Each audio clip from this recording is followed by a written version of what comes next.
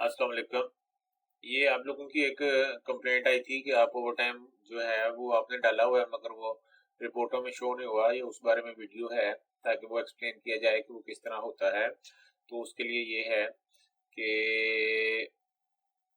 Over time को ना allow करते होते हैं या डिसअलाउ करते होते हैं। तो अगर किसी को अलाउ भी होगा तो मगर मगर किसी ने ओवर टाइम लगाया भी है मगर उसको डेटाबेस के अंदर या सिस्टम के अंदर आपने अलाउ नहीं किया ओवर टाइम देना, तो वो उसका ओवर टाइम कैलकुलेट नहीं करेगा। वो किस तरीके से करते हैं ये आपने इधर पे क्लिक करना है फाइनेंशियल इन्फो पे। फाइनेंशियल पे क्लिक करने के बाद आपने उस एम्प्लॉय पे जाना है जिसको आपने अलाउ या डिसअलाउ करना है ओवर टाइम। तो आपकी कंप्लेंट थी कि कामरान खान का ओवर टाइम जो है ना वो नहीं शो कर रहा, हालांकि उधर ओवर टाइम उसका लगा हुआ है। तो ये हम कामरान खान पे जाते हैं।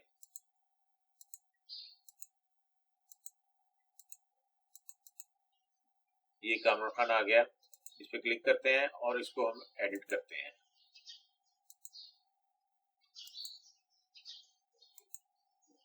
ये तो मैसेजेस आए हैं एरर मैसेजेस, इसका मुझे पता है, तो ये भी जल्दी ठीक हो जाएंगे। फिलहाल आपने इनके ऊपर क्लिक करना है।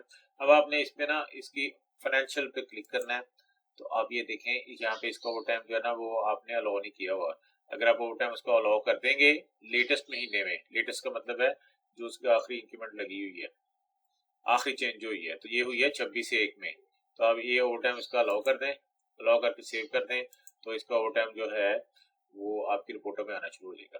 ठीक है जी, उम्मीद है आपको समझ आ गई होगी। Thank you.